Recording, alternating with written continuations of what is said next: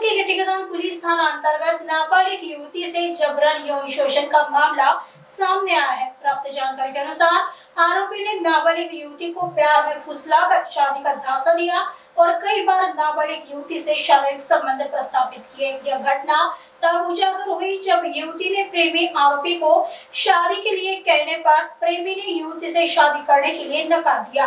Police ने प्रेमी आरोपी के खिलाफ विभिन्न धाराओं के तहत मामला दर्ज किया है। आगे की जांच गठिकदान पुलिस कर रही है। नमस्कार, मी PSI सुप्रिया पुंडगे, नेमणूक पोलीस स्टेशन गिट्टीघदान। दिनांक 17 मार्च रोजी आमच्याकडे एक अल्पवयीन 17 वर्षाची मुलगी आली। ही आरोपी जो पोलीस स्टेशन हद्दीमध्येच राहणारा जगदीश नगरचा राहणारा आहे, तो तिच्यासोबत 6 महिन्यापासून ओळख झालेली आहे आणि त्याने तिला प्रेमाच्या जाळ्यामध्ये ओढून लग्नाचं आश्वासन देऊन तिला बालोद्यान परिसरामध्ये झाडीमध्ये नेऊन आणि मित्राच्या रूमवर नेऊन शारीरिक संबंध प्रस्थापित केले आणि लग्नाचा आमिष देऊन आणि लग्न करणारच आहोत तर काही हरकत नाही असं बोलून त्याने वारंवार संबंध प्रस्थापित केले। पण जेव्हा त्या अल्पवयीन मुलीने लग्नाबाबत विचारणा केली असता त्याने नकार दिला व तिच्याशी संबंध तोडून दिले। तर या कारणावरून मग ती पोलीस स्टेशनला येऊन तिने पूर्ण हकीकत सांगितल्याच्या नंतर आम्ही तात्काळ गुन्हा दाखल केला।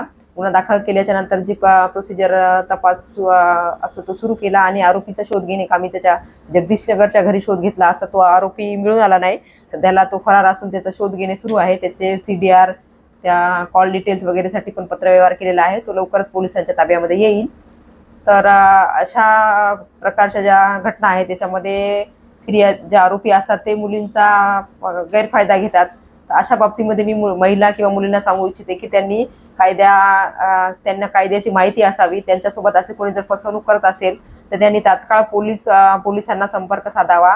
नागपूर शहरामध्ये पोलीस दिदीचा जो उपक्रम आहे तो अतिशय उल्लेखनीय आहे। याच्यामध्ये तुम्ही पोलीस दिदींना येऊन याबाबत माहिती देऊ शकता, ज्याच्यातून संभाव्य तुमच्यासोबत ज्या घटना आहेत, वाईट प्रकार आहेत ते थांबण्यास आणि अत्याचारापासून तुम्हाला वाचण्यामध्ये मदत होते। तर सर्वांनी या पोलीस दिदी अभियानाचा फायदा घ्यावा आणि कोणतीही अशी त्यांच्यासोबत अनुचित प्रकार घडत असेल तर तात्काळ पोलिसांसोबत संपर्क साधावा। याच्यामध्ये घाबरण्यासारखं काहीच नाही। कायदा हा महिलांच्या सोबत नेहमीच महिलांच्या सोबत आहे।